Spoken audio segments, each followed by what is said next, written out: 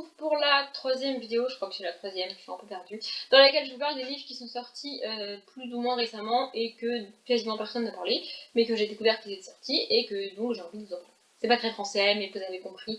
Bref, donc là on parle de livres qui sont sortis au mois de janvier et au mois de février. Ouais, je suis un petit peu en retard pour faire cette vidéo, j'avais un petit peu zappé de la faire.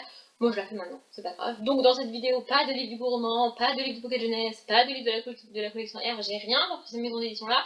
Mais leur sortie, tout le monde en parle, tout le monde dit qu'elles vont sortir, tout le monde les lit, donc tout le monde sait qu'ils sont sortis ces livres. Moi je parle de livres dont quasiment personne ne parle. Donc c'est parti. Ah, et d'habitude j'ai imprimé les couvertures, là je l'ai pas fait parce que j'ai un problème avec mon imprimante, avec l'encre, tout ça, enfin bref, c'est le bordel. Mais du coup, au montage, j'essaierai, enfin je trouverai un moyen de vous montrer les couvertures d'une manière mieux.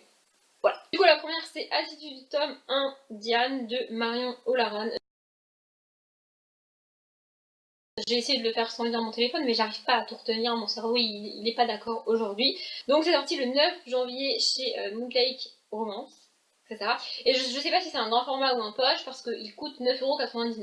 Du coup, je suppose que c'est un poche, mais je suis pas sûre. Comme c'est une petite maison d'édition, j'en sais rien, en fait. Voilà, et donc ce livre nous raconte l'histoire de Diane qui était à l'Opéra de Paris en fait, et apparemment elle s'est un peu énervée, elle a tout envoyé en l'air, elle a pété un câble, elle a quitté l'Opéra de Paris et elle a décidé d'aller à New York pour continuer, elle veut être danseuse classique, danseuse étoile, donc elle a décidé qu'elle allait faire ça à New York. J'adore tous les films qui parlent de danse, j'ai jamais lu de livre réellement qui parle de danse, dans lesquels on suit une danseuse comme ça, du coup je me suis dit que ça pouvait être sympa. Voilà. Le deuxième, c'est Playlist Love de Noémie H. Rémesson. Je pense pas que c'est un tome 1, en tout cas c'était pas indiqué, et donc il est sorti le 24 janvier chez Évidence Édition en grand format aussi. Alors là j'ai pas noté le résumé parce que c'est une romance, donc on va avoir une jeune fille qui rencontre un jeune homme, blablabla, et ça parle de musique. Voilà, il m'en faut pas plus pour me donner envie de lire ce livre-là. Donc j'ai pas lu le résumé intégralement, mais en gros c'est ça le résumé. Tout ce que j'espère et tout ce qu'il faut pour que j'arrive à lire ce livre, c'est que le personnage principal masculin ne joue pas de la guitare. C'est comme ça, c'est une demande extrêmement personnelle, j'en ai conscience, mais si il joue de la guitare, je pourrais pas lire le livre pour des raisons très personnelles. Donc j'espère qu'il joue pas de la guitare. Voilà. Le troisième, c'est Kirby Cove, tome 1, Sunshine de Maddie D. Ouais, elle a pas de nom de famille, c'est juste D. Et donc c'est sorti le 30 janvier chez Moonlake Romance aussi, donc il est aussi à 9,99 € et je ne sais toujours pas si c'est un grand format ou un poche. Là c'est aussi une romance et en fait c'est l'histoire d'une jeune fille qui a eu un accident de voiture je suppose et qui donc essaye de se remettre tant physiquement que psychologiquement. Du coup je suppose que elle a peut-être pas un handicap, mais elle a quelque chose qui physiquement a changé après cet accident-là et auquel elle doit s'adapter. Et de l'autre côté, on a un homme, un garçon qui a été élevé dans un ashram ou je sais pas quoi, un truc du genre. Du coup je suppose qu'ils vont se rencontrer et qu'on va avoir une romance. Vu le point de départ avec l'accident, tout ça, le ashram, machin, on peut espérer que ce soit pas une romance cliché. Du coup, c'est pour ça que je l'ai noté. Le quatrième, c'est Pour toujours tome 1, Je ne veux que toi de E.L. Todd. Donc là, rien qu'au titre, on a compris que ça allait être une romance. Et il est sorti le 11 février chez Amazon. Alors j'ai pas noté si c'était un traduit ou un pas traduit, mais enfin, moi je m'en fiche en fait tant qu'il est disponible en français, qu'il ait été écrit par un auteur français ou par un auteur étranger, ça change rien à ma vie. Et donc là c'est l'histoire de deux personnes qui sont amies depuis très très longtemps, et lui est amoureux d'elle depuis très longtemps, mais il a pas voulu lui dire parce qu'ils étaient amis et tout ça, enfin bref, voilà. Dans les séries, on a souvent des histoires comme ça, du coup je me suis dit qu'en livre ça pouvait être bien. Après, ça dépend à quel point c'est cliché et ça dépend comment c'est raconté. On verra bien. Le suivant, c'est La légende de Falcon Town, tome 1, Éperon et dentelle de Marie-Claude Charland. Donc il est sorti le 12 février chez Ada. Donc Ada, c'est des éditions québécoises, ou canadiennes, mais québécoises je crois.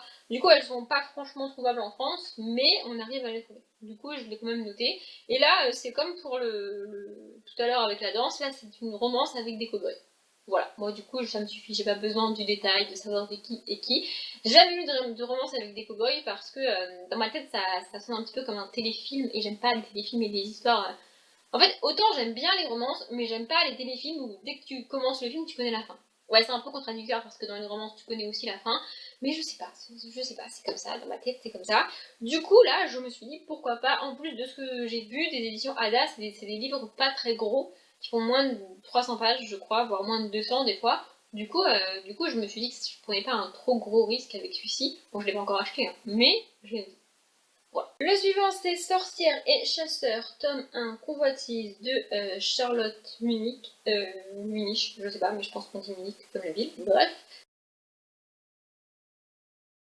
Donc là, c'est du fantastique avec des sorcières et c'est sorti le 12 février chez Amazon. J'ai noté Publishing cette fois-ci, mais je ne sais pas si Publishing ça veut dire que ça a été traduit ou pas. Mais je pense pas parce que l'histoire se passe à Paris. Et en fait, c'est ça qui m'intéresse. On a du fantastique avec des sorcières qui se passent à Paris. Et moi, j'ai envie de lire ça. J'ai envie de fantasy et de fantastique qui se passe en France. Parce que des livres qui se passent à New York ou dans n'importe quelle putain de ville des États-Unis, on en a plein. Ou même à Londres. Mais en France, on n'en a pas tant que ça. Du coup, je me suis dit que j'allais la lire. En fait, c'est l'histoire d'une jeune sorcière qui a une magie extrêmement noire en elle, qui donc, normalement, ne devrait pas s'en servir, parce que sinon elle va faire du mal autour d'elle, mais si elle ne s'en sert pas, ça risque d'exploser, et elle risque au final de faire du mal quand même aux gens qui l'entourent, du coup elle est obligée de s'en servir. Donc ça m'a l'air très compliqué comme histoire, mais je me suis dit que si ça se déroulait à Paris, ça pouvait être cool. Le suivant, c'est Les Voix d'Anubis de Tim Powers. Donc là c'est du fantastique science-fiction et en fait c'est une réédition de Brajlon. En fait ils l'ont réédité dans leur, je sais plus comment il s'appelle la collection, mais c'est une collection avec une édition super jolie et tout, je crois que les pages elles sont colorées et tout, enfin c'est un livre magnifique. Mais du coup j'avais quand même envie d'en parler. En fait c'est l'histoire d'un, avec le titre, c'est le titre Les Voix d'Anubis qui m'a attirée parce que j'adore l'Égypte et j'adore tout ce qui est Égypte ancienne, les pharaons et tout. C'est quelque chose qui m'a toujours intéressé quand on a étudié ça à l'école, donc il y a très longtemps quand même.